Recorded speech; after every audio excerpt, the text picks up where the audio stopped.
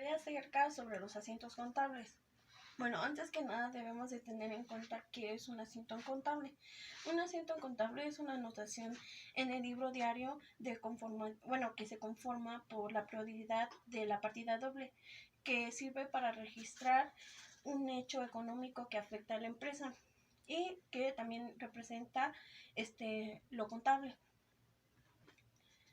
Bueno, aquí tenemos un ejemplo en la tabla que está en la parte de atrás, que es acerca de partidas debe y haber.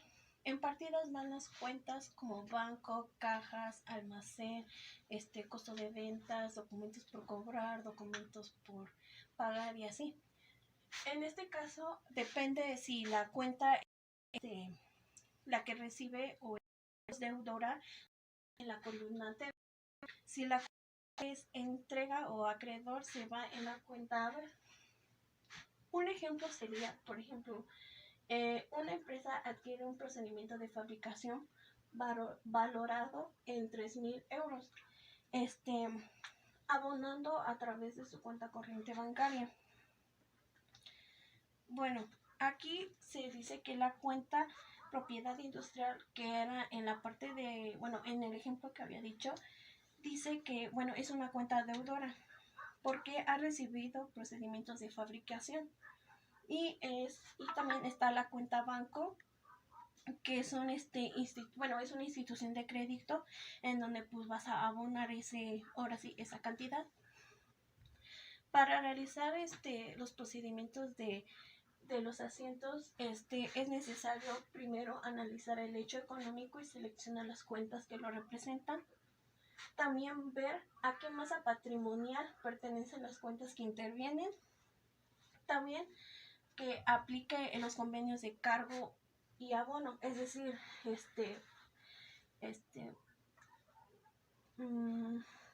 activo y pasivo. También debes de valorar las monetarias. También debes de comprobar si cumple con la partida doble, es decir, que la suma de los importes anotados deben de coincidir en anotaciones iguales. Otro de los ejemplos en este caso habla acerca de la empresa Pymes y es en el periodo de enero 2020. Aquí se puede ver los asientos de apertura. Estos son asientos de apertura, son los directos, ¿no? Y acá se pueden ver los asientos contables. En el primero dice que se compra un equipo de cómputo al contado y se deposita por 400,000. Aquí, al momento de decir que se deposita, eso va a bancos, entonces se carga a bancos.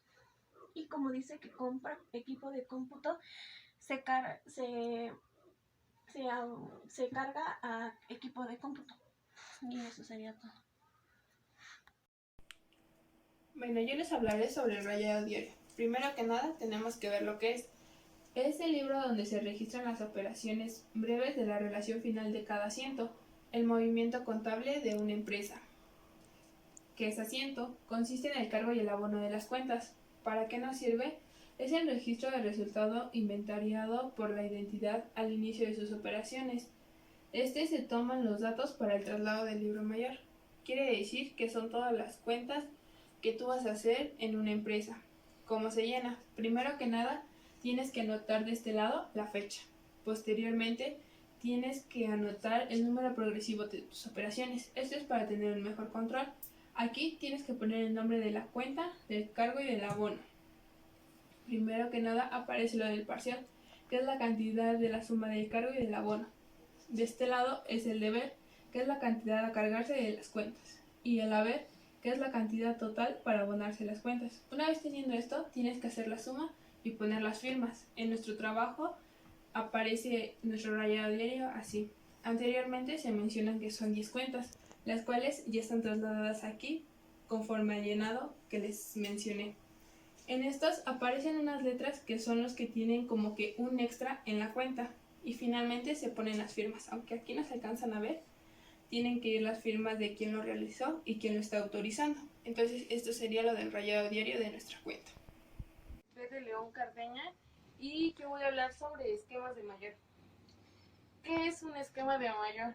El esquema de mayor es el conjunto de registros donde se describen de forma cronológica todas y cada una de las transacciones que permiten identificar, clasificar y registrar un elemento o hecho económico realizado dentro de una empresa.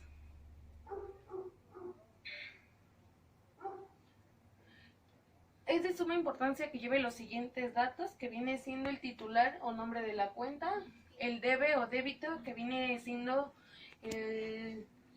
también que representa todo lo que entra a una empresa y se encuentra del lado izquierdo.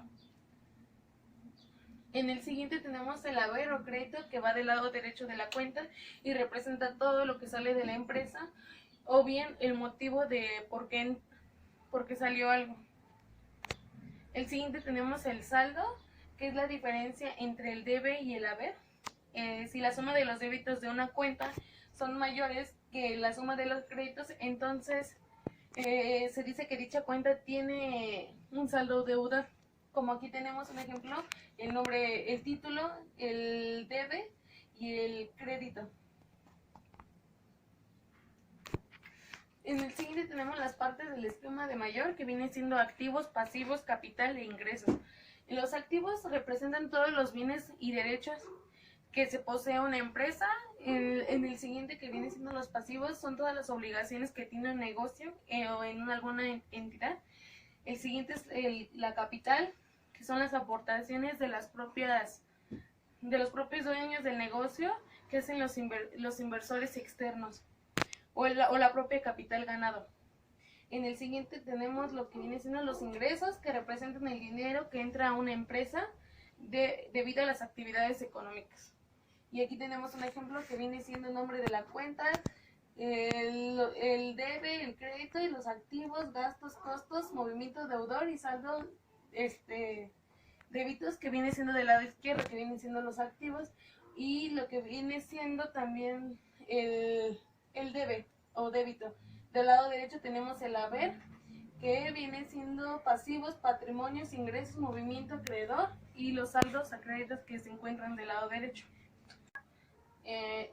Por siguiente tenemos lo que viene siendo los costos, que es todo lo que se desembolsa de dinero que se hace con el objetivo de adquirir un activo que generará beneficios económicos al negocio. Por siguiente tenemos los gastos, que es un egreso o salida de dinero que está destinada a la distribución de un producto, o bien podría ser un desembolso causado por la administración de una empresa. Por ejemplo, aquí tenemos un ejemplo de una empresa llamada Pymes. Tenemos unas cuentas que vienen siendo caja, bancos, equipo de transporte, almacén, clientes, deudores, ventas, terrenos, mobiliario y atención a clientes, gastos pendientes, impuestos pendientes, acreedores, hipotecarios, documentos por cobrar, acreedores, documentos por cobrar. Estas cuentas son las que se ocuparon en un rayado diario y es se podría decir la estructura que tiene que llevar cada cuenta. Como por ejemplo en el inciso A tenemos lo que viene siendo el saldo, el ingreso que se va a ocupar en cada cuenta. Por ejemplo, aquí tenemos un saldo de 600. Los números representan todas las sumas de los asientos. Se ocupa, es el resultado, el total de la cuenta, y se distribuye dependiendo si fue activo o pasivo. También tenemos lo que vienen siendo los saldos. Tenemos un saldo, por ejemplo, aquí tenemos un saldo mayor activo del lado izquierdo y del lado derecho tenemos un saldo pasivo menor. ¿Esto qué quiere decir? Que tuvimos mayor ingreso en el saldo activo, y para obtener el saldo vamos a hacer una resta, que se le va a restar el saldo menor al saldo mayor, y al final vamos a obtener el saldo de cada cuenta. Esto al final, como por ejemplo aquí en el color verde, es el total del saldo que nos quedó de la cuenta inicial, bueno, del saldo inicial, que vendrían siendo 600,000. Al final de todo esto nos quedaron de ese saldo 185,000. Por ejemplo, en que no tiene ningún asiento activo, pasivo, solo tenemos lo que viene siendo el saldo inicial, que son 300,000. Esto solamente se queda así porque no tuvo ninguna salida o alguna entrada. Y esto sería todo. Mi nombre es Citlali Araceli Álvarez Rendón. Mi tema a abordar es balanza de comprobación. ¿Qué es la balanza de comprobación? Es un estado financiero el cual nos ayuda a saber los movimientos y saldos de una empresa. Aquí vamos a ver lo que es la partida doble, el cual es un hecho económico de dos partes. Se tiene una teoría, la cual dice que no hay deudor sin acreedor. ¿Qué quiere decir esto? Que a la hora que yo compro un producto, me vuelvo yo el deudor y mi proveedor se vuelve el acreedor. En la siguiente diapositiva vamos a indicar cada una de las partes de la balanza de comprobación. De la parte superior tenemos que poner balanza de comprobación, es lo que se está haciendo. Abajo vamos a poner el nombre de la empresa y periodo en el que se está haciendo. En esta parte, en esta columna, vamos a poner el número consecutivo de las cuentas que se están generando. En esta columna, que es la más grande, si se pueden dar cuenta, se va a poner los nombres de cada una de las cuentas. Y aquí en el lado superior o en el lado inferior vamos a poner cuentas. En la columna 1 y 2 se va a señalar los movimientos de los deudores y acreedores que se tiene de cada una de las cuentas. Y de la columna 3 y 4 se va a poner los los saldos que se tienen de cada una de las cuentas de los deudores y acreedores. Del lado, donde se ve la columna esta, o más bien esta franja, donde se ven los signos de pesos, aquí se va a poner la suma total de cada una de las columnas, la cual deben de ser iguales. Es decir, que si aquí nos sale un número, 500, aquí también nos tiene que dar 500, para que se cumpla la partida doble. En la siguiente diapositiva vamos a tener un ejemplo, el cual pues se pone, como ya habíamos indicado, se ponen los números consecutivos, las cuentas, los nombres de las cuentas, hasta arriba la balanza, lo que se está haciendo, que es balanza de comprobación, el nombre de la empresa, el periodo, los movimientos en la columna 1 y en la columna 2, y los saldos en la columna 3 y 4. Al final se va a tener la suma total de cada una de las columnas, de los movimientos y saldos, y si se puede observar, es una cuenta igual de la columna 1 y 2, la cual es 3.674.700. Y posteriormente también tenemos la misma cuenta, que es 3.674.700. Y de la columna 3 y 4 tenemos el total de 3.049.000. Y también del lado de la columna 4 tenemos la misma cuenta, que es 3.049.000. Y aquí se cumple lo que es la partida doble. Eso sería todo. Gracias.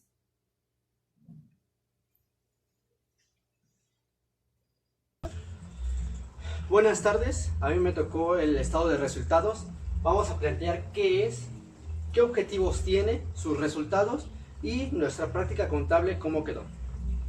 Tenemos qué es el estado de resultados, también conocido como estado de ganancias y pérdidas. Aquí este es un reporte financiero que en base a un periodo predeterminado muestra qué ganancias o qué pérdidas ha tenido la empresa. Obviamente nos ayuda a ver las consecuencias, el beneficio que tenemos o las cosas malas que podemos tener en la empresa. Nos ayuda a enfocar un poquito más nuestra perspectiva que tenemos ante los gastos y ante los costos que tenemos. Sus objetivos. Muestra qué pérdidas o qué utilidades tenemos dentro de la empresa, cómo se desempeña nuestra empresa dentro ya del área laboral, ya haciéndola una empresa activa. Tenemos tres aspectos importantes. Realizar una evaluación precisa de la rentabilidad de tu empresa nos ayuda a evaluar cómo está nuestra empresa económicamente, cómo está en su salud financiera. Medir el desempeño de la empresa es como que el consecuente del anterior, nos ayuda a ver cómo desempeña la empresa sus gastos, si genera más utilidad o está generando más pérdidas. El último, identificar en qué parte del proceso se están consumiendo más recursos económicos, en qué parte se está consumiendo más dinero, si se está consumiendo más al hacer el producto o se está generando en las ganancias que nosotros estamos generando. Es importante tener en cuenta estos objetivos. Su estructura. Esta se agrupa en 3 maneras. Tenemos los ingresos, los costos y los gastos. Pero tenemos cuentas que son un poquito más importantes. En ellas está ventas. Las ventas son aquello de lo vendido de nuestro producto o de nuestro bien. Tenemos el costo de ventas, que es lo que nos cuesta hacer ese producto o ese bien a nosotros. La utilidad o margen bruto es la resta de las ventas y el costo de ventas para ver si tenemos o ganancias o tenemos pérdidas. Tenemos gastos o productos financieros. No es tal cual como el producto. Ese más que nada nos ayuda, es el gasto que se hace al pagar por ejemplo, los sueldos de los empleados. Impuestos como dice la palabra, son aquellos impuestos que se pagan ante la ley. Total de gastos es la suma de gastos y productos financieros y nuestros impuestos. Y por último tenemos la utilidad neta.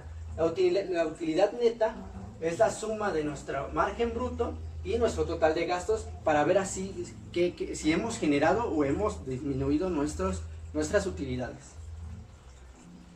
Por último, tenemos el estado de resultados de la empresa Pymes SADCB de nuestra práctica contable. Este es del miércoles 1 de enero del 2020. Tenemos nuestras cuentas. Tenemos la de ventas, que es positiva, porque habíamos dicho que es la suma. Costo de ventas es la resta que le tenemos que hacer a las ventas porque es lo que nos costó el producto. Tenemos por último nuestra utilidad bruta, que es la resta de estos dos. En ventas tenemos 268,000 pesos. Costo de ventas tenemos 85,000 pesos. ¿Cuál es nuestra utilidad bruta al hacer la resta de estas dos? Son 183,000 pesos. ¿Esto qué quiere decir? Que nuestra empresa tiene ganancias, porque nosotros vendimos 268,000 pesos, pero nosotros gastamos en hacer ese producto 85,000 pesos. Es decir, tenemos una ganancia de 183,000 pesos. Eso quiere decir que nuestra salud financiera está bien, está correcta, nos está ayudando. Esa es la estructura que nosotros ocupamos para hacer nuestro estado de resultados. Debe estar la firma de quien autoriza este formato y quien realizó el estado de resultados. Eso es todo, gracias por su atención. Yo les voy a explicar lo que es el balance general, o bien conocido como estado de resultados. Este lo conforman 3 aspectos, lo que es el encabezado, cuerpo y pie. En el encabezado viene lo que es el nombre de la empresa, el periodo y lo que estamos haciendo. En el cuerpo vienen todas las cuentas que hemos integrado. Y en el pie vienen lo que son las firmas de quién realizó, quién revisó y quién autorizó. Posteriormente viene lo que es el acomodo de las cuentas. Y en activo se divide en 3, lo que es el activo circulante. Es todo lo que tiene la empresa pero que está en constante movimiento, ya sea entradas o salidas. Por ejemplo, lo que es caja, bancos, almacén, clientes, etc. En las primera columna se suele dejar sola. En la segunda se pone lo que son todos los saldos de las cuentas anteriores o de las cuentas que van en activo. Y en el tercer vienen lo que son se integra lo que es el saldo de esa división. Posteriormente vemos lo que es el activo fijo. El activo fijo es todo lo que tiene la empresa que no tiene ningún movimiento. Y por último viene lo que es la suma de todos los activos. Y esta se pone hasta el último o en la cuarta columna. Posteriormente se llena lo que es el pasivo, que es el que está del lado derecho. Es igual que lo que hicimos con el activo circulante. Primero se divide en 3, lo que es activo circulante, fijo y diferido. Aquí se meten las cuentas igual, los saldos y la suma. Lo que hace diferente esta sección es que se le integra lo que es la cuenta de capital contable, que en esta incluye lo que es el capital social y la utilidad. La utilidad la sacamos del estado de resultados. Y se le suma lo que es la capital social. Posteriormente, todos los saldos se suman y esta cantidad nos tiene que dar la misma que la cantidad de los activos. Esto nos indica que la empresa tiene un buen estado financiero o tiene finanzas saludables. ¿Cómo determinar si nuestra empresa tiene buenas finanzas? Así exactamente, con el balance general. ¿Cómo vamos a saber si no tenemos buenas finanzas? Es que uno de los dos no va a cuadrar. Y esto suele que no cuadra, ya sea porque no se acomodó las cuentas bien, no se hizo un cargo o un abono, o simplemente porque la utilidad no es utilidad, sino pérdida.